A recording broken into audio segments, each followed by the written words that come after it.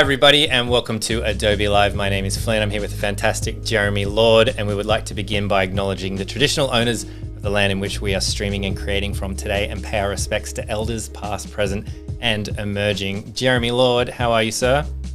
Hey everybody. Hey Flynn. I'm well, thanks, man. How are you? Good, thank you. Here we are in part 2 of this week's Adobe Live. And if you didn't catch Tuesday's stream, we'll share a link to that in chat. So Jeremy Lord special, showing us illustrating from sketch kind of all the way through. And then today we're going to be focusing on how do you present that work. So, you know, creating a piece of artwork is great. Maybe posting something on Instagram, that's all good. We all do that. But how do you make it look professional? What are some of the questions that come up? How do you present it? How do you maybe expand on it a little bit more, which I think is something really cool to kind of cover. And Jeremy, you teach as well, and this is sort of the stuff you see a lot of these kind of, I don't know, are they mistakes or like maybe people approach presenting their work and need a little bit of guidance? So it is definitely a hot topic, and it's kind of, I think it's ever evolving, and there's not necessarily any kind of like black and white template of like it's this way and every other way is wrong. Yeah. Having said that, there are definitely mistakes that you can make in presenting your work, in the sense that like, so one of the I think the main thing that is good to talk about when it's this kind of stuff is like going back to the basics of what you're doing, like what's the purpose of a portfolio, right? So you created a piece like this, and so like, you know, on Tuesday we went through and I did a slightly different piece to this. I think we kind of started with something like this, and I kind of like went into a different pose, and I talked a little bit about sketching and the process, and quickly at the end before we wrapped up, I got into kind of basic colors. If you guys have watched any of the streams that I've kind of done before, I go through that process in a little bit more detail of how I lay down my colors, how I choose my colors, and how I do shading. So make sure to check those out for a little bit more detail. But yeah, so now we've kind of got this finished piece. And as you can see, like this is a piece that was produced by this band, synthwave band called Arcade High, that I'm a big fan of. But the kind of the theme of this whole kind of 2-part tutorial, I thought, was a little bit more kind of based on like, what if these guys hadn't approached me? What if you want to get their attention and you want to do this kind of thing for them, right? It's like giving yourself a brief of a personal project and trying to kind of dress it in a way that is going to show that work to the person and go like, that looks awesome, I want to do that, right? So in this instance, we got a t-shirt, but really it could be anything. That these guys wanted to print a t-shirt to like mark the release of their singles and that are going to kind of comprise the greater album. But it could be anything. It could be a skateboard, it could be whatever. And actually I should probably say it shouldn't be anything, because obviously, like, you know, there's a bunch of mock-ups that you can find online for this kind of stuff. You can find like business cards and pens and water bottles and t-shirts and posters and all this kind of stuff. So when you're doing this, I think it's also important to think about like, these guys are a synthwave band. Synthwave is quite 80s. They like to kind of wrap a lot of kind of gaming and 80s references into their music. Hence this brief that they gave me. And if you guys remember from Tuesday, I kind of went through, like, these are the notes that I took when they were briefing me as a kind of a loose brief. And it's, we're talking about like very kind of Dungeons and Dragons reference to these kind of 80s video games. They sent me this reference of this super awesome, like very retro game called Shining Force. $1.38 on Steam, ladies and gentlemen, if you want to check it out. We're not sponsored by Sega or Steam or Shining Force, but if you do want to check it out, it is very cheap. So yeah, so like that's the kind of thing that they would do, right? So for you to go ahead and just go like, I'm just going to find the first mock-up template that I can find on the web, and it's like a water bottle. It's like, no, that doesn't make sense. Like, these guys would never do a water bottle. They're not going to be interested in putting their work on something like that. You got to kind of think about, like, let's say that it is a skateboard, for instance, right?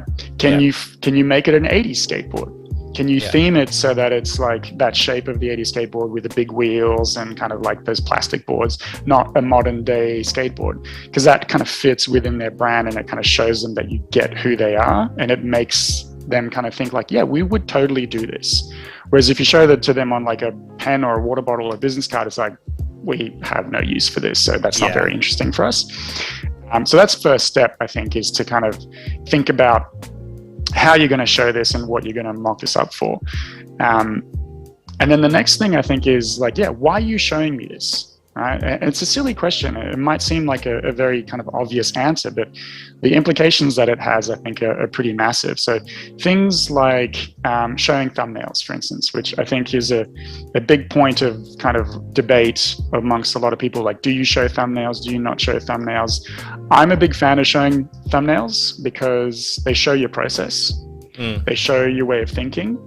But there's different reasons why you could show thumbnails as well. Like, are you showing them to me because we're meeting for the first time and we're still going through the brief and you want to show me all the different ideas that you had?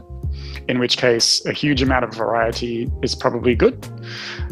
Or are you showing me these to show me the process in which you got to get to the final piece? Like, you're showing me the final, these are the sketches behind it. What do you show me, right? Like, so for instance, on something like this, like you can see these 2 pages of sketches are pretty much kind of very closely themed to this illustration. Yeah, right? It's kind of like the same character, same kind of outfit, different poses that you were kind of, so you're pretty close to the final at this point. Yeah, exactly. So, you know, with something like this, I don't know that it's necessary. Like, if I had a bunch of other sketches where it's like a completely different concept or idea, they're probably more confusing than anything else when you're showing something like this, right? So I probably wouldn't put those in, but for stuff like this, absolutely put it in. And again, I think for me, it's about showing your work, right? So I've mocked up something here that I've kind of worked on, and we can continue working on this today as well. And what this is basically, this is a Behance profile, a project page, right? So Behance works with this idea of projects, and you kind of scroll down infinite. So we got a 1400 pixel wide image by basically infinite scroll, because you can just keep scrolling on and on and on and add more images. So we'll cover this, keep coming back to this, but what you can see here is I've got the main image, I've got logos, I've got kind of like a cool 80s TV with this kind of like cathode ray tube kind of CRT pixel effects on there. I'll zoom in because that's a little bit kind of tricky to see. So it's kind of like lo-fi kind of vibe. The guys, why can I hear that logo? The guys at Arcade High actually did this. Like, they took this file that I gave them and they put this like CRT effect on it. And I was like, man, that's awesome. I'm definitely using that. So credit to them for doing that one. And then I've got sketches which aren't like finally laid out. And then we'll kind of go into a few other things to kind of show how to dress this all up. But the first thing that we really want to kind of talk about is, how do you maximize the work that you've done? So on something like this, right, this is our final illustration. Because it's digital, there's this kind of like disconnect with people of like, but like Photoshop is super powerful, so you can just click buttons and drawings appear, right? It's like, no. There's still, sketches that go behind this, and showing stuff like this obviously shows the different ideas that you had and how you thought about it and your kind of process, but it also reminds the client that like, right, okay, you're actually doing drawings for this. Like, you sketched these out. And every now and then I get questions from clients of like, do you always like start your things with a drawing? And to me, it seems like such a silly question, right? Because it's like, well, how else would I do it? I mean, you're looking at a drawing. How else would I start this? Press the but it's actually create illustration button in Photoshop. Yeah, totally. Create like the Jeremy Lord template illustration, copyright 2021.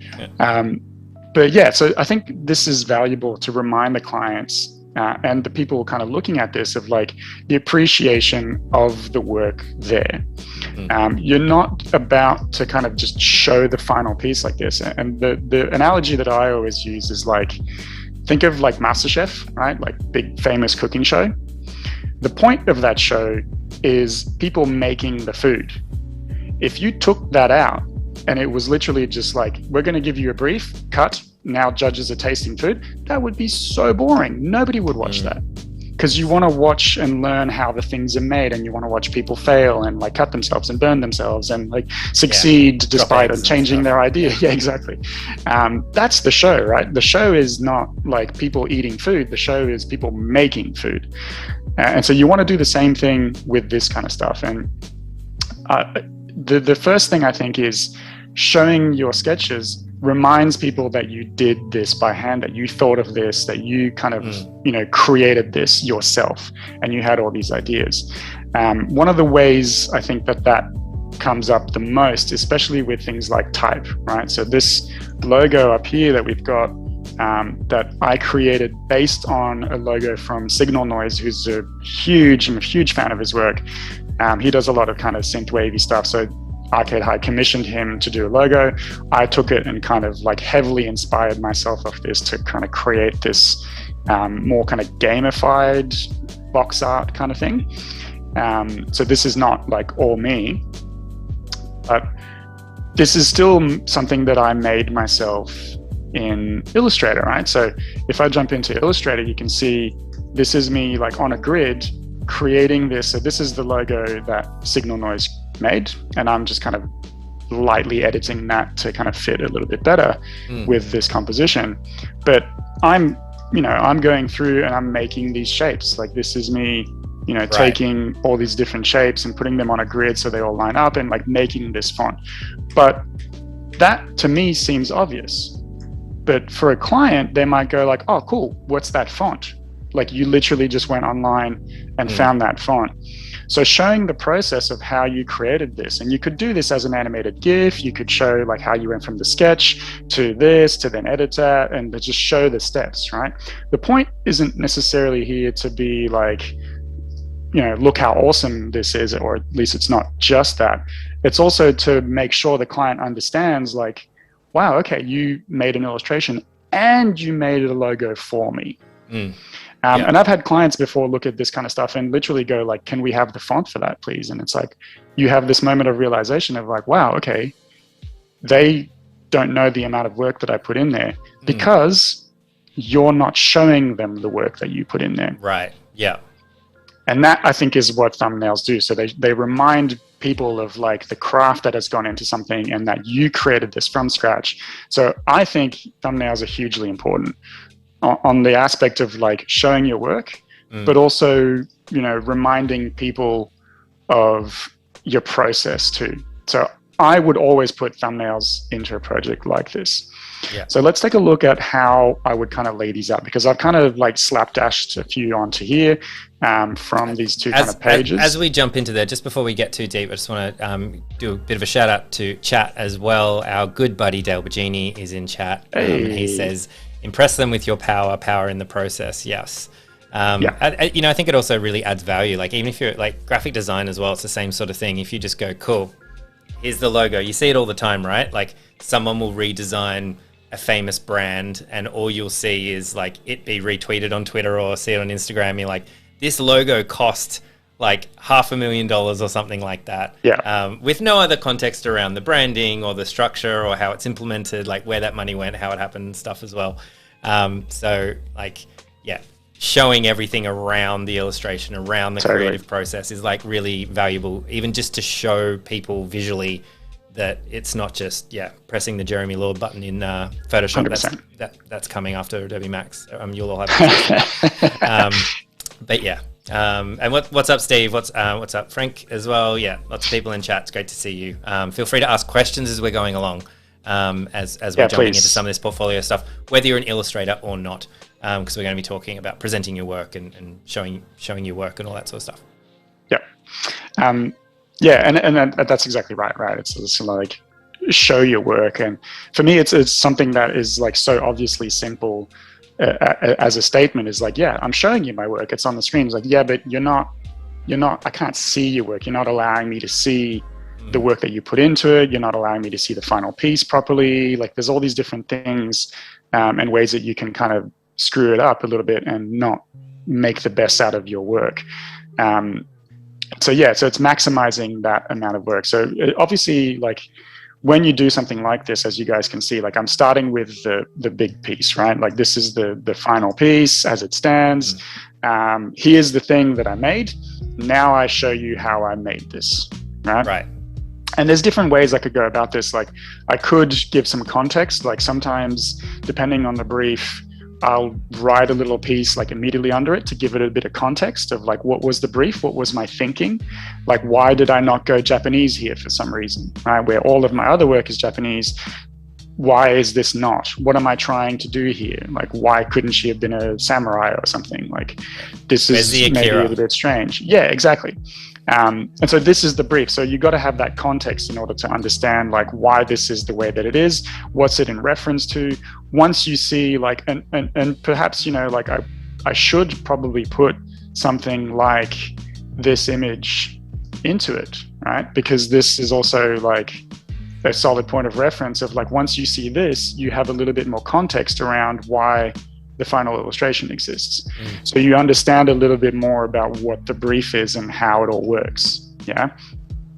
So showing stuff like this, it can be valuable, but it can also be a little bit deterring if you don't use it properly. So I could potentially put like a mood board page in here with like color palettes and all this kind of different thing. That could also be pretty cool. Something to do as well, like all the inspiration that I got. Again, it's all about like, what are you saying with it though? Like, are you just showing me the colors that you picked out? Are you showing me the reason why they exist? Like, always think about what's the purpose of what I'm doing here? Why am I showing you this? What do I want you to think? What do I want you to see? And that is the context in which everything that you do when you're showing your work like this should live. It's like, what's the point of showing me this? So for instance, you know, like I could potentially just get rid of these sketches of the font here. But the purpose of me showing them is to remind you that like, no, like I built this type. So they're important to have in there, right? Then we've got sort of like the sketches underneath, which is a little bit more process driven. So this is not showing me different ideations. It's more kind of like I start with a sketch, I ink it up, and then I apply color, right? So this is this kind of like 1, 2, 3 step by step. This isn't like hugely important in terms of like getting a job, right? Like this isn't hugely valuable for a client.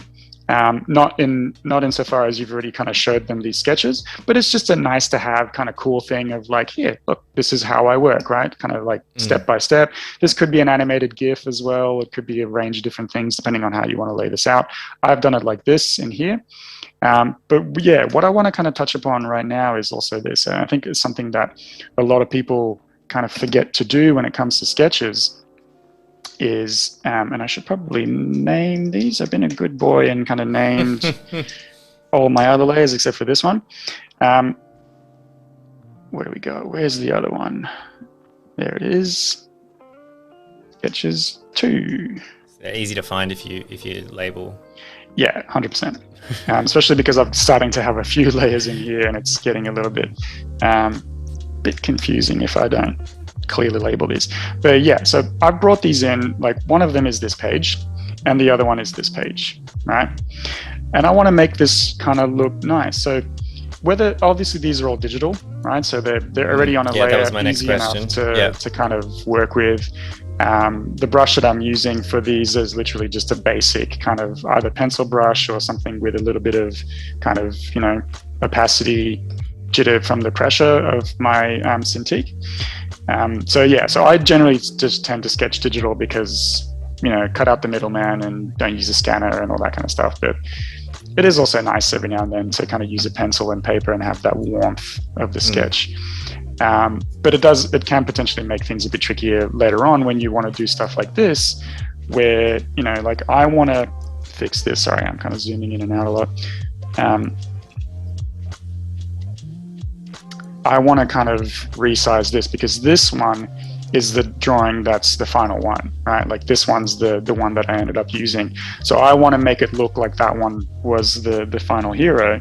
So I could potentially just cut this out of here and move it around. So I'm going to go to my sketches 2, Command X, cuts it out, and then Command V, pastes it back, and I'm just going to make this a little bit bigger.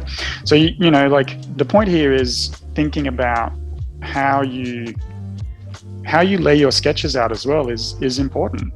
You know, like trying to show if you're trying to show a flow of like, I did this and then I went here and did this one and then like this one happened, that can be really kind of valuable thing to show as well. So then kind of moving this one down to here, like where it fits, trying to make a nice looking kind of layout of all these sketches and kind of make them work well together in a way that's going to make this a really cool kind of like interesting to look at kind of page. And you can totally have overlaps like this if you wanted to as well. The other thing that I would say is if you are sketching pen on paper, one of my pet peeves is when I see kind of students, and like I get not everybody has a scanner and sometimes you kind of have to take a photo on your phone or something, but if you are going to take a photo on your phone, make sure it's like properly lit, make sure, you know, you're not getting any horrible shading. If you've done pencil sketches, sometimes the lead of the pencil can like react to the flash or to a light and get all shiny. Like nobody wants to see that. If you got like a ringed kind of bound sketchbook, cut that out, like go into Photoshop and, you know, like fix that up, play with your levels, play with the curves, trying to get it as much as possible to be just white, black drawing on white. But yeah, it's really horrible if you can kind of see bad lighting and poor resolution and all that kind of stuff. It's not really doing you any favors. So take the time to do this properly. If it's worth showing, it's worth showing well, I think.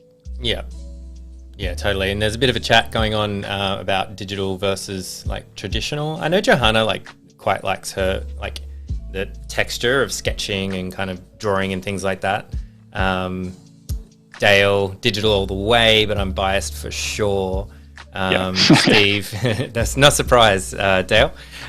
Steve's digital, Fair Biglia traditional.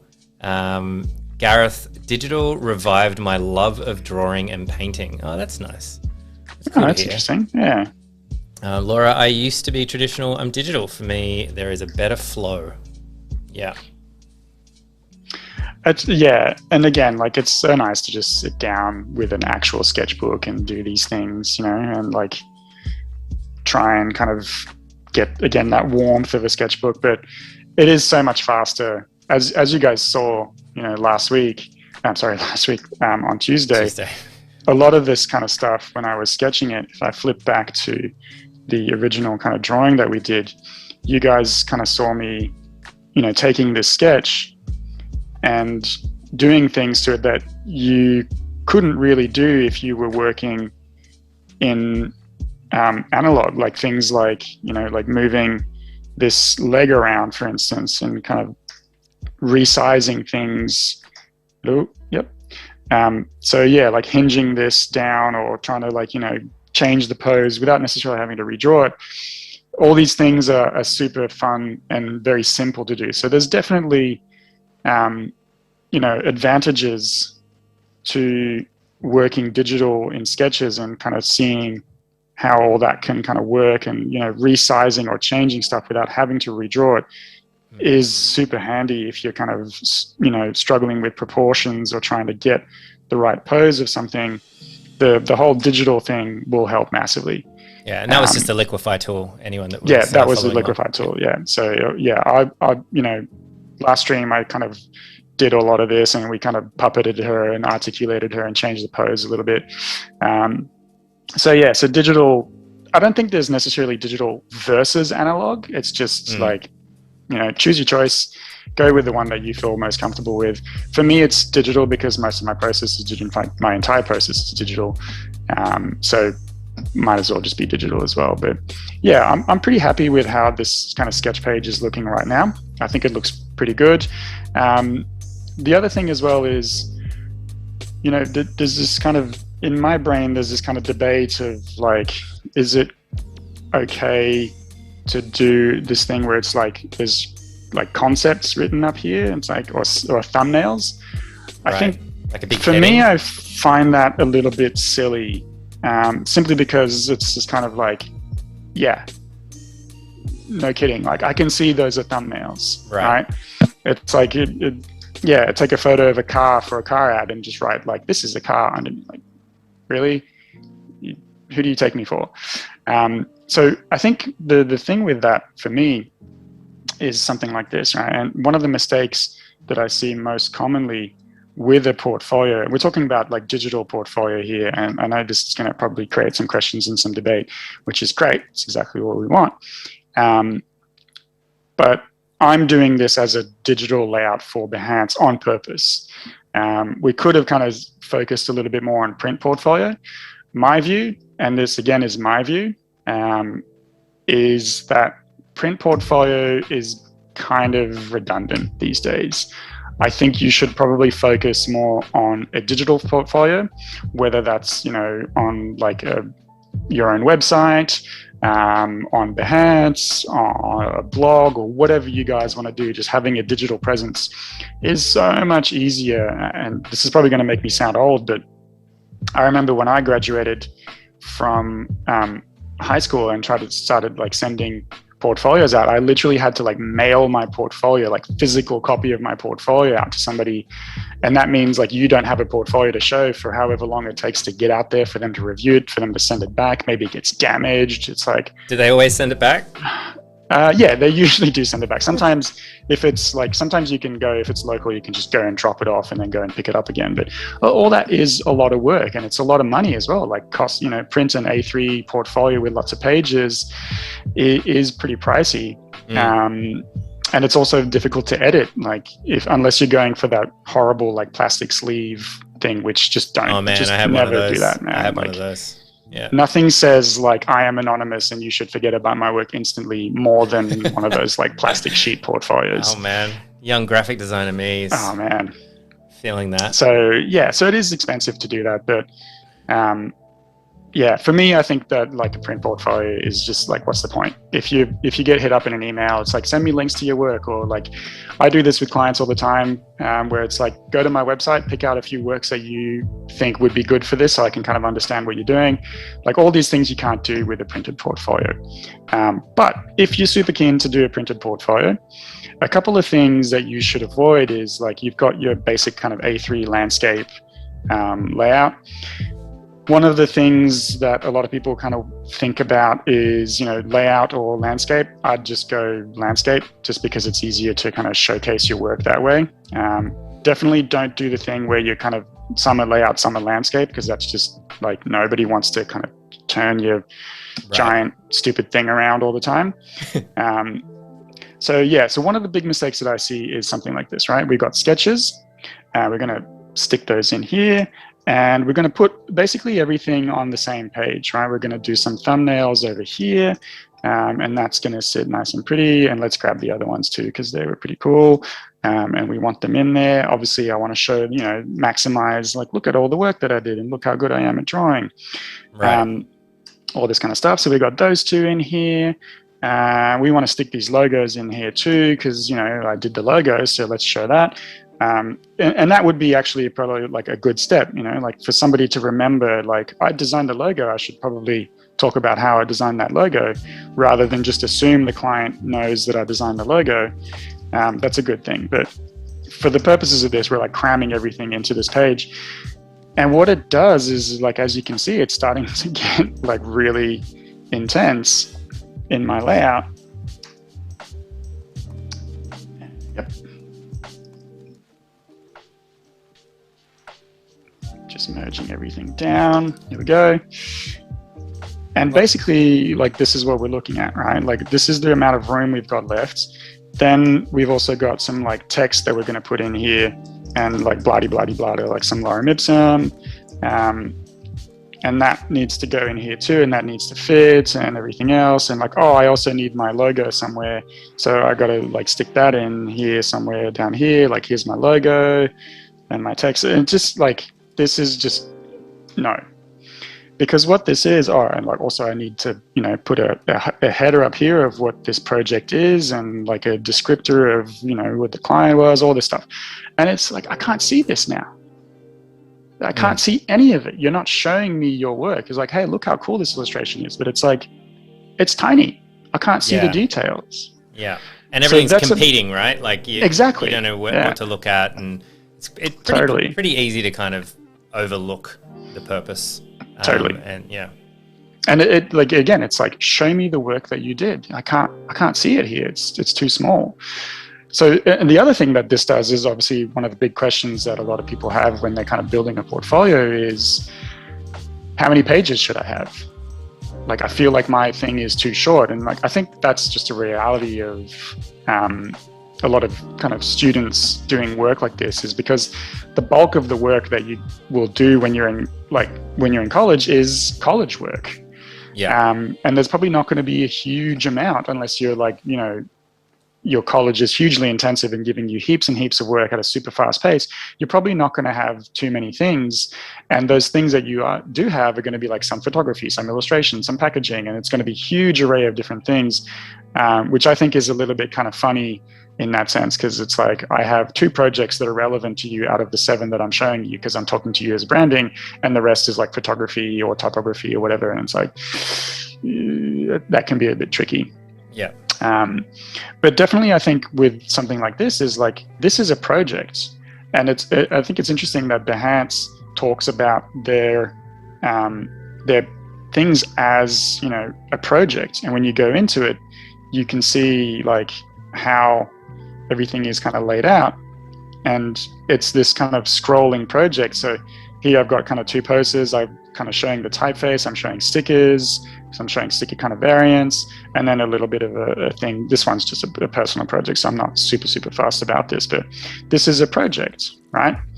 I love the colors in that one. It seems like a bit of a departure thanks, from what you would normally do, like the reds. Hue saturation, man, is just like so much fun for me to mess around with and just go like, oh, this is cool. I like this too. So I tend to go a little bit overboard. But what you should kind of focus on with this kind of stuff is turn this into like, you know, this is one page. This is another page. Right. These 2 guys are one page. And then maybe you know, these 2 guys are on the same page. So you have literally like, if I'm kind of deleting all of this, basically what you've got is like page number 1, you've got your main hero image with a description of what the brief was. Next up, you've got like your 3 kind of typefaces. Maybe you do a screenshot in Illustrator with like the anchor points and everything of kind of how you did that. Again, depending on what the point is, like, what are you trying to show me with this? Then we've got some kind of like thumbnail sketches all kind of living here. And then finally we've got, and this is a hugely important thing, is like mockups, right? Like, show me what you're kind of doing this on. If it's on tees, then show me that on tees, and show me nice and big. Don't have like giant text here that says mockups and then your image is like this big in your portfolio. Hero the work that you want me to see. Like, it should be nice and big. And if you can show it in situ as well, with like some guy holding, you know, like thumbs up, yay, this is awesome, look at this t-shirt, look how cool it is. Thumbs up. I love shirts. But, and again, like, this is what I was talking about before, right? We were talking about like skateboard versus water bottle. Like, when you choose your mock-up, try and, if you can, like, find somebody who's wearing like all 80s gear for this brief that I'm doing right now. Like, you might not be able to, right? Like, it might be a little bit limiting and that kind of stuff. But gotta be a high top or a mullet in there somewhere. Totally. Like, and those 80s Reeboks and like sitting in a mall somewhere or whatever. Like, if you can find that, then like, absolutely, that's so on brand. That shows your work in a much better way. And so, I think this is hugely important, because all of a sudden your portfolio, which is like, oh, my thing is only like, I only have like 4 projects, and so my portfolio is only 4 pages. With something like this, you could have 4 projects and your portfolio is 12 pages, which is like super reasonable. Expand on what you... Totally. Hey, we got a question from chat, if you don't mind. Just jump into it. Dale Bagini, good buddy. Jeremy, would you recommend making that little Behance layout in Photoshop on artboards, or do you use InDesign? I don't use InDesign because I'm no good at it. It speaks a language that I'm not familiar with, so I don't really use InDesign. If I'm doing layout, to be honest, like if I'm doing something like what I'm just talking about here, where like there's a template and my logo goes in the bottom of every page, I know that I should do this in InDesign, but I would probably do it in Illustrator, just because it's like Illustrator speaks my language. But for this one, and I think that's an interesting question as well, is I'm actually doing this all as one giant image in Photoshop, as you can see, right? So what this will do is I'll like save this whole thing as one giant JPEG and upload that into Behance. Now, there's a couple of reasons for that. And if I zoom out, you can see actually the entire thing. And again, it's not super finished, but I've got lots of stuff going on here. And we'll talk about like the bottom part of this in a minute as well. But the reason behind this is like Behance is pretty cool. Behance has got a bunch of tools for you to edit, like choose type, change the color of the background, all this kind of stuff. But being the kind of control freak that I am in terms of presenting my work, because I think it's hugely important to how you present your work, which is the whole point of this kind of live stream episode, is like you can really like take mediocre work and make it look awesome with good presentation. And conversely, you could take awesome work and make it look really plain and basic with just basic, terrible presentation.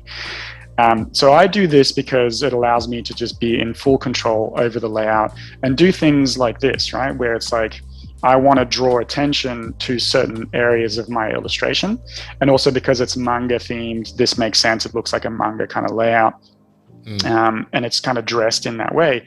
But obviously, like, I'm going to have a hard time doing this in Behance, like trying to make custom boards like this and upload each separate image. That's just impossible. So doing something like this is only really doable in Photoshop, right? Yeah. We've got a couple of questions. Do you mind if we tackle a couple of these? Please. So Dale says, would you just slice it? Does that still work? So I think you're asking, like, will Jeremy slice it up and upload them as individual projects, or do you just upload this whole long? I would just upload this whole long thing. Right, to give yourself the control and the ability to do, like, the spacing exactly where you want it. Well, what I could do slices and stuff. I mean, if the worry is this is going to be massive and it's going to weigh a ton and it's going to take long to load, which is definitely a legit concern. If, like, you know, this is a huge image at this stage. We got the basic Behance width, as I said, is 1,400 pixels wide by however much height you want. And already we've got 10,000 pixels high. So this is like a pretty big file. Yeah, it's going to be a big file, and that means that depending on the connection, like somebody might not see it all because it'll just take that long to load, right? Whereas if you slice this up into 2 or 3 or 4 images, then each one can load and then load the next one and load the next one. So at least you're seeing content before everything has loaded. With this, you're seeing nothing until the whole thing is loaded. So it can be a little bit slower. The reason I do this actually is a little bit kind of off topic, but similar. We're talking about like digital versus analog portfolios. If you want your work to be seen, you need to put it online. So therefore, people will see it. And you don't necessarily control what they're going to do with it once they see it. So you know, there's a probability of your work getting ripped.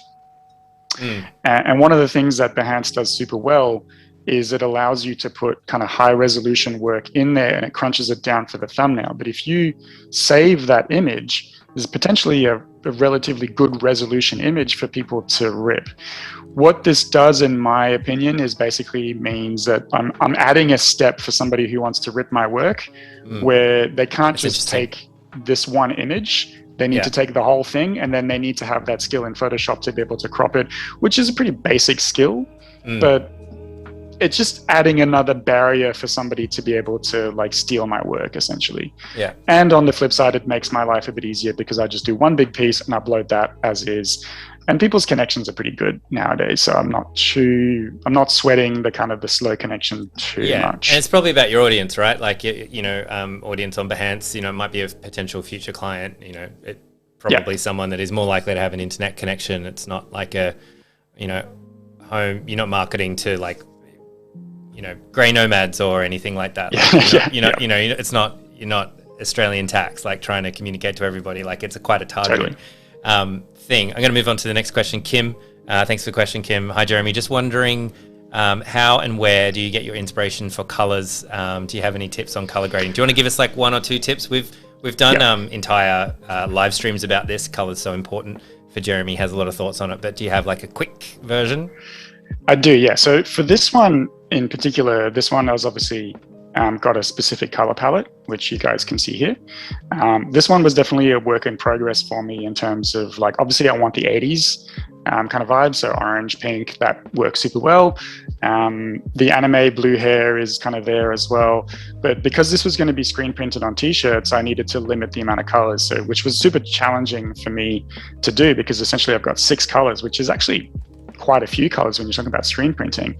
But I've had to be kind of smart in terms of like how I use the colors and what I'm using them for in order to do this. So choosing colors, I think, is usually my rule of thumb is the 60-30-10 rule, right? So 60-30-10 is 60% one color as your main color. So in this instance, my kind of 60% would be kind of warm, this like red here, or like this color here, this pink, which is kind of the same as this one. So they're basically just different tints of that same hue, if you will. So it's still that, but it's just a little bit lighter, which as a screen printer obviously counts as a different color, which is a different thing. But for this I've got a majority of kind of warmy reds, right? Then I've got so that's my 60%. That's my main color. That's the bulk of this. That kind of sets the tone of this kind of like sunset warm vibe. Then I want a 30%, which is going to be something that's going to kind of be a little bit different. Sometimes I like to go with something on the opposite side of the color wheel, so on the opposite end of the spectrum. So here I've got warms. In this instance, I've got this kind of like tealy, greeny blue that's going to sit on the other side. That's quite a cool color. It pops the contrast. It allows for those reds and pinks to really come out. So that's my 30%. And then I've got a 10%, which is my kind of like mustard on the hot dog, right? Right. Which is the thing that like picks it up. And in this instance, normally what I would do is I wouldn't have that giant yellow sun in the background be that, because that's obviously there's a lot more yellow in this image than there is anything else. But if you kind of take that out, what you'll see is like, and obviously the blue behind here is the color of the t-shirt that they're printing on. So I've got to, like, I'm using that as my guide of like, does it work on that color? Obviously, that's pretty important. But normally what you'd see is like, if I make this black, what this yellow does is it just kind of picks it up. It allows for contrast to come back in. If I don't have that in there, there we go. You can see that it gets a little bit kind of harder to read the image and to see the volumes. Whereas as soon as I bring that back in, you can kind of see the volume and the highlighting. And that's what lighting is for. Lighting is not there to give you, or it's not just there to give you a sense of like where the light's coming from. It's there to give you a sense of volume and shape and make things stand out in front of other stuff. That's awesome. So that's my kind of basic thumbnail, like rule of thumb when coloring. I generally tend to pick colors beforehand. Like I want to work with these colors. But as I go, those colors are going to evolve massively and change depending on like, hey, you know what, this isn't really working. These two colors are too close together on the face and the jacket. I need to kind of tweak that or rearrange that. It's all like slave to the legibility of the image. How much contrast have you got? How easy is it to read this image and see what's happening? You don't want this kind of visual mud where you can't tell that her head is in front of the hair, or like what's going on with the sword here, or like, you know what I mean? Like you want to be able to read this image instantly and make sure that she's the standout. She's the hero of this image. And then everything else is just kind of secondary, and color is a really good way to kind of do that. As you guys have probably seen me do before, like I would generally put a lot more colors, but because this is a screen print, I've had to be a little bit more limiting in terms of that. But yeah, that's the 60-30-10 is always a really good rule of thumb for me to work with. Nice. Cool. Yeah. I really like that. Yeah, that makes a lot of sense. All right. So basically what I've done with this is, again, like we're talking about this and it looks cool, but there's also the point of this is also to highlight certain areas of the illustration that you might miss if you're just looking at it like this, right? Like little bits and pieces of detail that you might just kind of gloss over because you're kind of seeing the whole illustration. And so you're missing certain bits and pieces. So for instance, the little skull on her hairpin, like, well, it's not in here, but that's the kind of stuff that I would put on something like this, right? Yeah, like I think like the arrows in, the back of, behind this in the quiver, like the detail on that is definitely something that I haven't noticed until seeing it now. Yeah, totally. Or like the crack of the skull, like he's got like axed by some giant like burly barbarian or something. In this case, probably her, but so the way I would do something like that is super like simple and relatively straightforward. I literally just have these lines that I make, right? And then I bring in my big illustration. So obviously because it's a huge illustration for a t-shirt, it's going to be a much larger size. So you can zoom in quite a lot and all that sort of stuff. So if I bring this in from here, for instance, like let's do that right now. We'll smash all these layers together. I do this by literally just selecting all of them. So Shift, click bottom and top, and then Command E smashes them all together into one, and then just bring that into your artwork here. But don't save it. And don't say, I usually go back immediately and undo it, and then I'm good. Right? I'm not going to be like in 3 hours when I close Photoshop and be like, do you want to save this artwork? It's like, yes, of course I want to save the artwork. That's exactly what I did like a couple of weeks ago. That's exactly what I did. I mashed a whole bunch of layers together, put it somewhere else, and then went back and I just closed everything because I was like, I'm done with that. No. But do you want to save everything? And I just went, yes. And I was like, wait a second. Open it up straight away. And it was just permanently merged. Flat. It's like, wow. Oh, no. Good stuff. Yeah, man, that sucks. So I would just do something like this, right? And like try and find within this window a nice kind of cool thing that shows like, let's put the skull in, maybe resize it a little bit, or, you can play with size a little bit here and go like, what if it's just the eyes in this one? Or what if the eyes go down here? And it's like trying to tell a story about what's going on here, like you would with an anime. So let's go with something like this for this particular one. And we're going to focus on the eyes on this one. So apply that transformation. And then on that same layer here that I just brought in, I'm literally just going to highlight inside this and just do Command J, and that's going to duplicate that one. And so now I've just got that one cropped into there. Nice. And then I'm free to take this guy who I brought in before and then like move him around somewhere else and go like, oh, the hands on the sword here are really cool. So I'll rotate that to fit a little bit better in here. Apply that. Let it apply. It's a pretty big image. So it's going to take a while. Command J, underutilized shortcut, I think. Oh man, this is like my J key is like worn to the bone because I just use it all the time. Like so that's your WASD and J key. So that's basically how I would do something like this, is literally just like move stuff around, clip it, duplicate it, move on, go back to the other one. Yeah, that's cool. And do it again. Really nice little process, like taking a little Polaroid every time you get into the right little spot. And again, you're right. So it's like you want to lay this out in that sense of like you're telling the story of what's happening in this image. So it starts with her, right? Like she's the hero. She's like the eyes. She's looking at something. There's something happening. What is she looking at? She's looking at the skeletons. This is the first one. So they're kind of like in contrast to each other, right? And they're kind of looking at each other. So there's obviously that clash, and there's like details of like foreshadowing of like, hey, something bad's going to happen to the skeleton because look at his dead mate on the floor. Yep. And then this one's just a convenience. I've flipped this around so that it fits a bit better in this window, and then just, a little bit more down here. So it kind of tells a bit of a story. But what it does, like I said, is also just goes like, look at this bit and look at this bit. I'm drawing your attention to this with this cool layout. I'm kind of showing you how all this looks and kind of works. And then down here, I've got your classic kind of like my logo X their logo. And then, added just the rocks without the people on it with this kind of nice synthwave 80s grid at the bottom, just to kind of like cap it off and sign it off a little bit. And that kind of really dresses the entire layout. And then what I would do in here, in this kind of section down here, is add the t-shirts and the mock-ups that we've got. So again, these guys have gone ahead and done the t-shirt already kind of made up. So I could use that. So this is an actual print? This is the actual print of the actual t-shirt, and they've kind of sent me like screenshots of like how that looks. So I could put those in, right? And I probably would put those in this instance because it's a live project. So obviously why go out of your way to make things that look like they're live when you've actually got the things that already are live.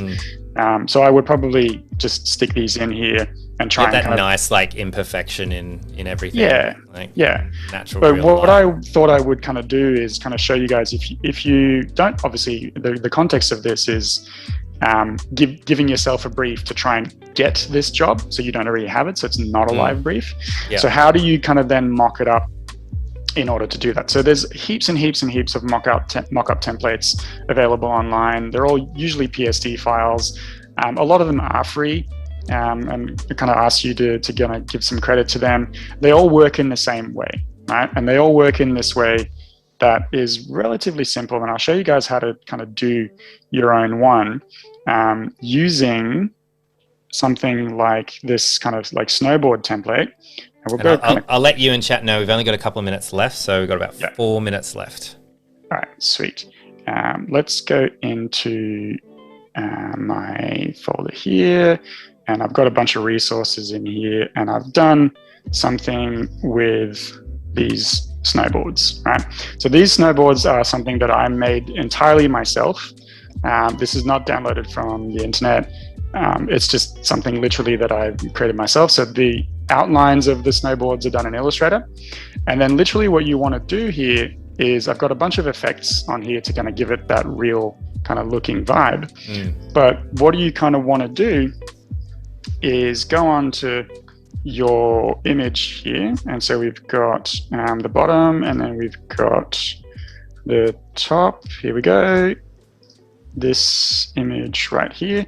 So we want to kind of make this into a smart object, right? And you can do this from a blank layer, you can do this from a live layer, it doesn't really matter. So we want to click on the layer here and say convert to smart object, right? And this little icon comes up right here. And then I'm going to double click on this, and it's going to open up that content of that image. So I can then delete this, right? We probably want to make it a little bit bigger than that, actually, to be honest, so we can kind of see what we're doing. So let me just delete that. I'll make a new layer and go convert to smart objects, double click on that, bring in my illustration from here. Let's smash it all together again. Bring that into this guy. No, that's not the right one, is it? Yes, it is. And hit save. And then go back to my snowboard mockups. And you'll see this image is now kind of mocked up behind this. So all I really need to do now is grab this guy, make a mask on that, and then we've got that nicely mocked up. Nice. Right? So the cool thing about this is that if I double click back onto this, and I decide like, actually, I don't want that to be my illustration. I want that illustration to have like, you know, something else, like let's stick a giant X in here because we're running out of time a little bit. So we got this, saving that, and then go back to your mockup, and that will update itself because it's a smart object that's kind of taking its information from the other layer. So you can see that's now in there as well, that X. So it's literally as simple as that. We're like making your file a smart object, and then you can do whatever you want to it. You can warp it, you can resize it, you can do whatever. The original artwork is intact. So that's a really good way to make mockups. Nice. I love it. All right, we're cutting it pretty fine today. But it's great because we always just have so much stuff to talk about. I hope this has been useful for you out there. Thanks, chat. Thanks for hanging out with us.